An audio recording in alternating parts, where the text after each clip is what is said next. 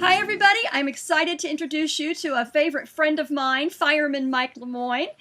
He has been in this space talking about reputation management and helping businesses for a long time. Fireman Mike is a #1 best-selling author, and he owns a successful local marketing agency in Albuquerque, New Mexico. Starting from scratch with no marketing knowledge, Mike built his local marketing company to a point where he was able to walk away from his full-time job as a firefighter and a paramedic. He's an expert on helping local businesses marketing online. Mike spends a lot of time with businesses consulting on their marketing systems and strategies to get and convert more of their leads. Mike also consults with other marketers who want to improve their business by applying his teaching and knowledge. Mike's an expert author and speaker on the importance of having a solid online marketing strategy for business. Thanks for joining us, Mike. Absolutely. Thank you so much for having me. I appreciate the opportunity to share a little bit today. Reputation management. We live in the whole premise of my book is that we live in a whole new economy, and we live in the reputation and relationship economy. And so there's so many people who there's different metrics to judge us by, but what is happening to all of us who are on the internet in any shape or form, whether you're a local business or you're an Amazon seller or eBay or Etsy or anything like that, is there's a whole new metrics to judge us by, and it's ratings and reviews. And the thing is we're in this new economy that, Kat, you don't control it, I don't control it, our customers control it. And so for the first time ever in kind of the business world, our reputation, our business is riding on really one person can leave a review or a rating. They can go on about their life, and that review or rating can either help us or haunt us for the rest of our business career. And so reputation management involves the skill, the techniques, the business practices of doing what you can to protect that reputation, because it's such an important thing. And I think so many people say their parents taught them, you need to have a good name. And I think it really applies to the internet. And it's shifting, though, from how do you live as a human being to try to be good in the world to now how do you treat your customers online? Because, what I tell people all the time is you're one negative review away from having a bad reputation. And it doesn't seem fair, but if you just get one negative review, statistics show that can mean a 5 to 9% drop in gross revenues for your business. And so reputation management is really the practice of making this reputation a priority all the time and to have systems in place, not to just think about it every so often. To be proactive handling it, and not just, oops, I got a negative feedback, now what? Which is what a lot of marketplace sellers do. Absolutely, and I think that's exactly what marketplace sellers do, same as local businesses, is it becomes a priority after it's too late. And what I tell all my clients is the best defense against a negative review is a very strong offense. Well, you don't have an offense without a system. And so, online sellers, local businesses, corporations need to have strategies and systems in place that to have that good offense, to be fostering a good reputation. Because when the bad reviews are inevitable, we live in a world where we're doing such a volume of business that the bad reviews are going to come. You can't keep everybody happy. There's some wacko people out there. Yes, very unhappy people. But you have to have that force field built up so when you get that negative review, it has a much lesser impact. And then you have to take all those positive reviews that you build up and you need to use them to market your business, because that's what every business owner, every online seller should be leading with, is their positive reputation and what they bring into the world. People that have never heard the term reputation management, they're like, okay, that's a new term. Isn't that the same thing as public relations or PR? I think for people who have never heard the term, it'd be easy to equate that to, but it really isn't. So PR is, public relations, and that's what you build as a company to put out there to the public. So if you're a big company, you hire a PR firm, you pay a team of people to produce good stuff about you. If you're a smaller company, PR could be, putting a blog post out there or a video or something like that. But public relations is internally generated by us as business owners. Reputation management and your reputation is publicly generated by your customers. So they're actually two opposite things, whereas PR, it's the in-house thing that you're generating, and PR is less trusted Yes. than reputation, because reputation is coming from other people and PR is coming from internally. So they're actually two totally different things. I mean, I'm a small business and I'm trying for good feedback. If I just do the right thing and treat people the right way, is that all I really need to worry about with my reputation management?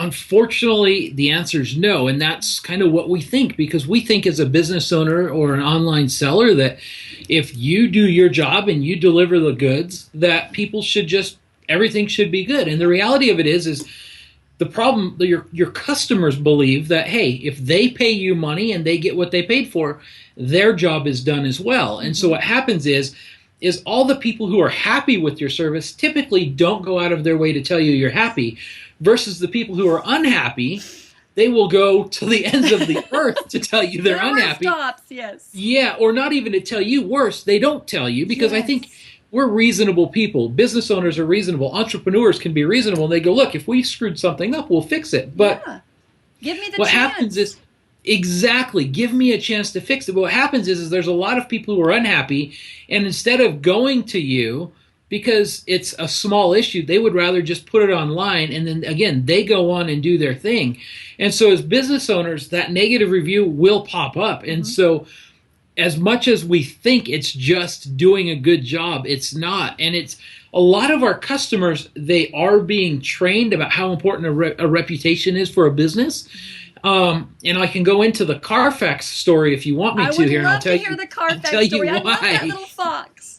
Yeah, but the problem is so people are being trained to check a reputation, but nobody in the business world, whether online or offline, is being trained to teach people who have been happy to leave a good review. And so that's where I think business owners really have to step up their game, is not only using the reputation they have and marketing it, but creating a feedback system for their customers to teach the customers to leave that review. And the reality of it is if you do a good job and you're happy and you ask your customers, a large percentage of your customers will go out of their way to help you and leave that review. But if they don't know that it's important to your business, number one, they don't. And then the other thing that we have found through tons of testing is if customers don't know how to leave a review, they get scared. So if I'm your customer and I want to leave you a good review, but I don't know how to do that on eBay or Amazon, or if you're a local business, then out of fear of actually hurting you, I feel like I'm helping you by not leaving a review.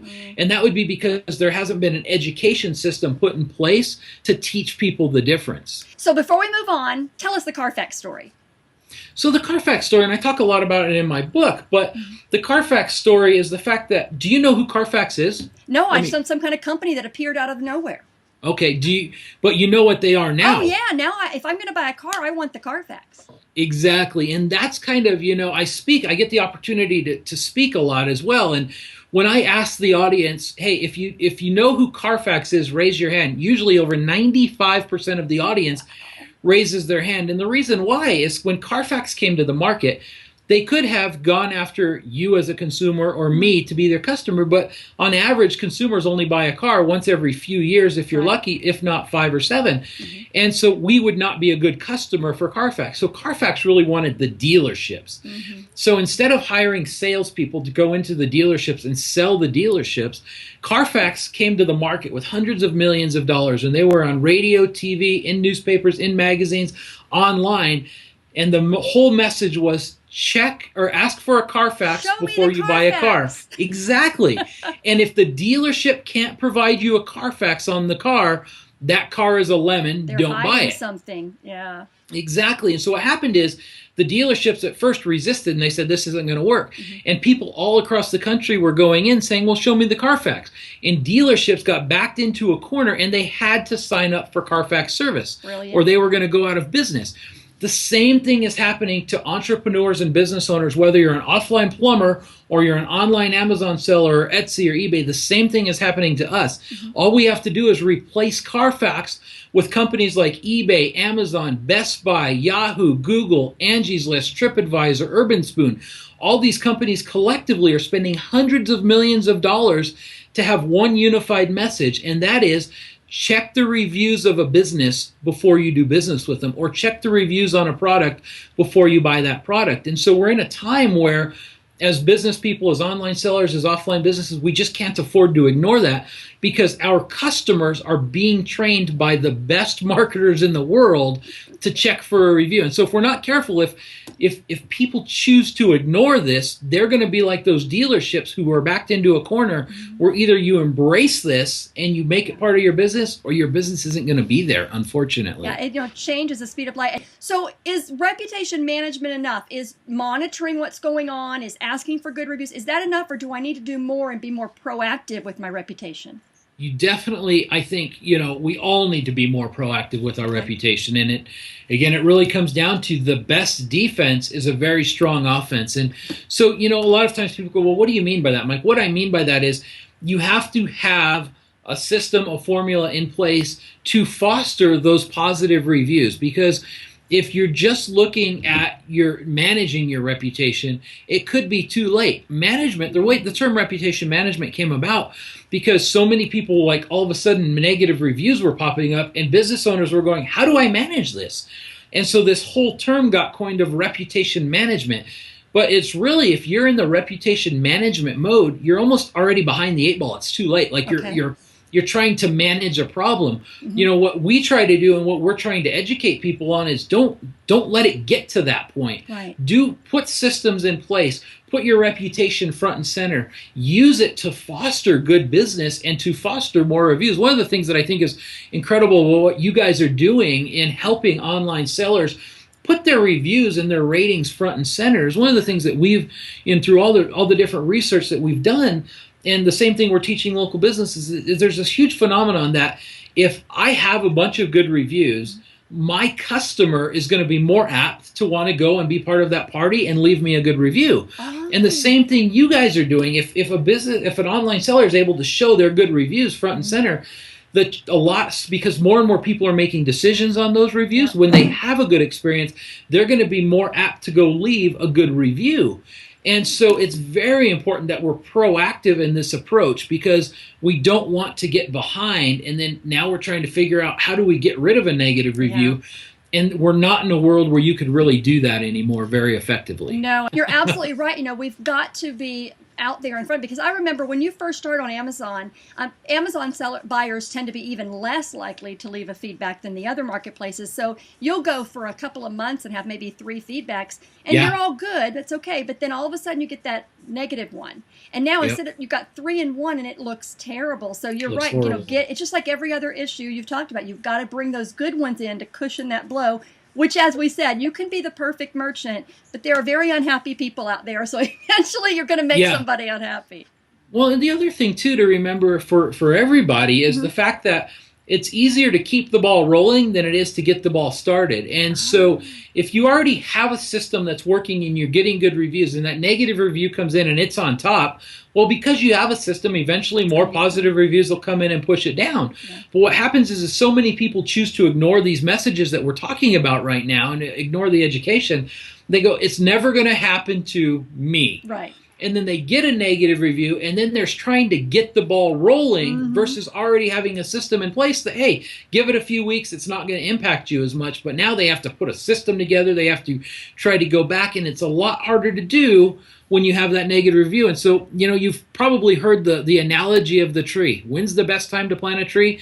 20 years ago. When's the next best time? Right now. And that's really the way it is with reputation, Yeah, get started now. You're absolutely right. Yeah, it's interesting, like you said, that the negative people tend to rise to the top all by themselves. They don't need the encouragement, but the positive people need a little bit of, it would really help me. And I have found, too, communicating with customers and letting them know I'm a small business, I'm a home-based business, they attach with that, and they're willing to help you if you just ask them. Absolutely.